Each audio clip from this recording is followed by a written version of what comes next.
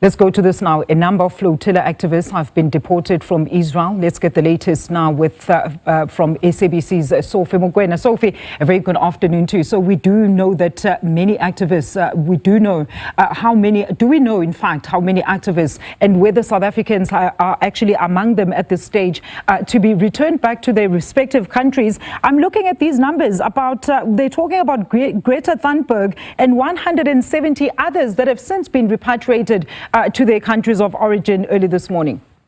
Yes, indeed. Those countries are Greece and Slovakia.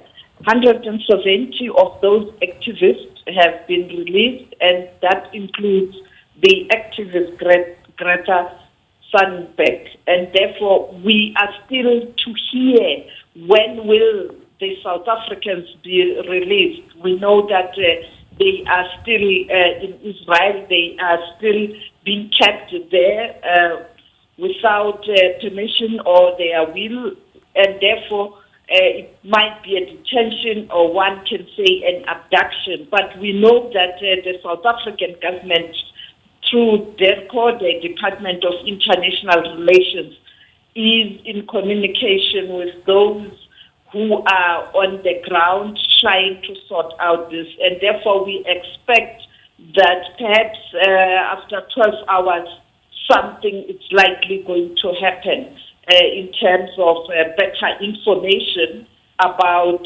when and where to, in terms of the South African activists, the 5 who were abducted at the international waters when they were there, and they were part of this group that was heading towards Gaza to deliver aid or to demonstrate a need for Israel to stop the blockade, so that you can be able to send humanitarian assistance. And therefore, we've seen today some movement in terms of trucks moving into Gaza. I think the pressure this weekend, including the abduction of those activists, the whole world was up in arms. We saw those demonstrations around the world, and that didn't look good, particularly for Benjamin Netanyahu. Not only outside Israel, but including in Israel. There were people in Israel who were calling for the release of the hostages, but also the release of those activists. So, Sophie, so you cannot confirm to us, of course, the rumors around one of the activists, namely Mandla Mandela, Inkosi Mandla Mandela, they being deported back to South Africa?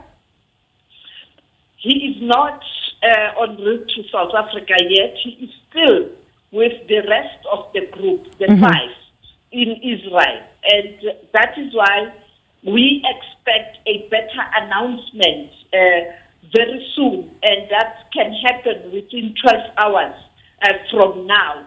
And that means maybe tomorrow we will get an announcement that they have been deported and they are on their way back home. But for now, they are still in Israel. But therefore, officials are talking to the relevant people on the ground to ensure that they are also coming back home as soon as all the paperwork and perhaps the negotiations have been completed. But we know that it was always going to be a difficult one for the South Africans, because you know that South Africa took Israel to the International Court of Justice.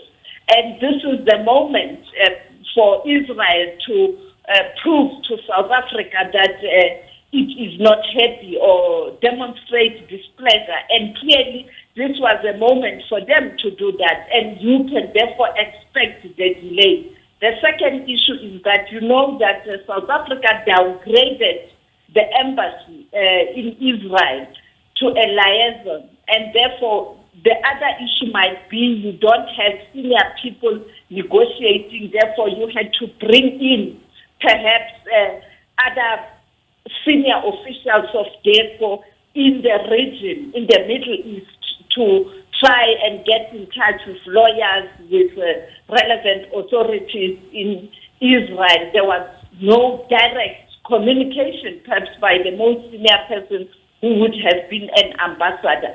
The same in South Africa. You know that the ambassador of Israel left South Africa. You do have an attaché who is the most senior person, the deputy, there at that office. And therefore you can see the most senior diplomats are not there. And therefore you have to use your resources within the region, either in one of the neighboring countries in the Middle East, to communicate with the authorities in Tel Aviv.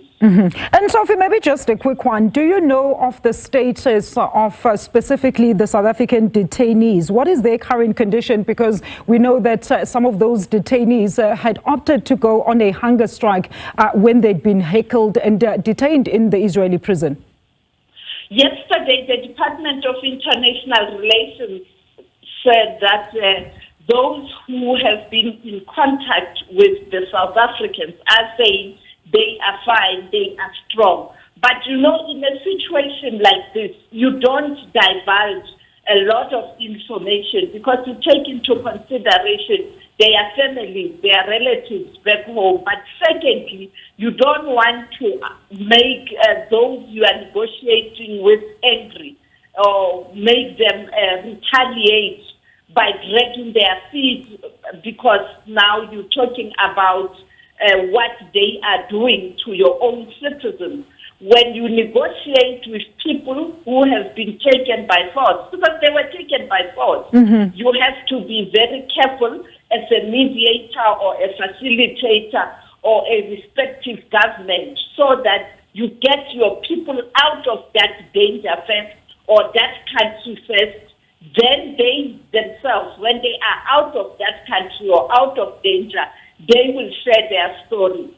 And I think the stories are going to be terrible, because we've had what Greta Thunberg said in terms of how she was treated when she was communicating with the Swedish authorities.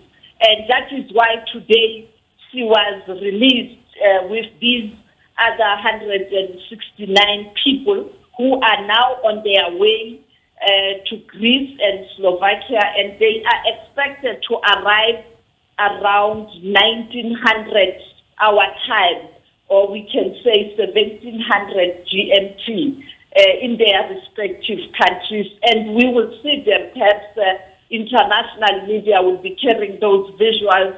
Your Reuters will be sharing the arrivals.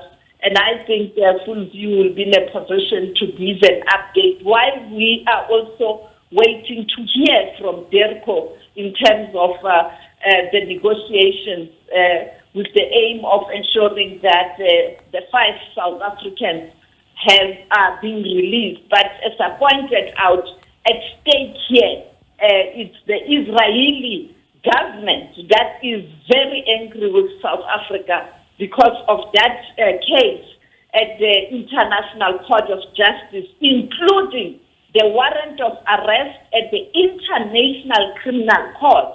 Because you would recall that before going to the ICJ, South Africa went to the ICC, and therefore their relationship is very frosty. And I did ask DERCO there, Sophie, over the weekend, what were the current charges that the South African detainees were currently remanded under, and he was saying they were still also trying to ascertain exactly those charges. So we're still unsure at this stage. That is SABC News correspondent Sophie Mokoena there with an update on the South African Flotilla detainees.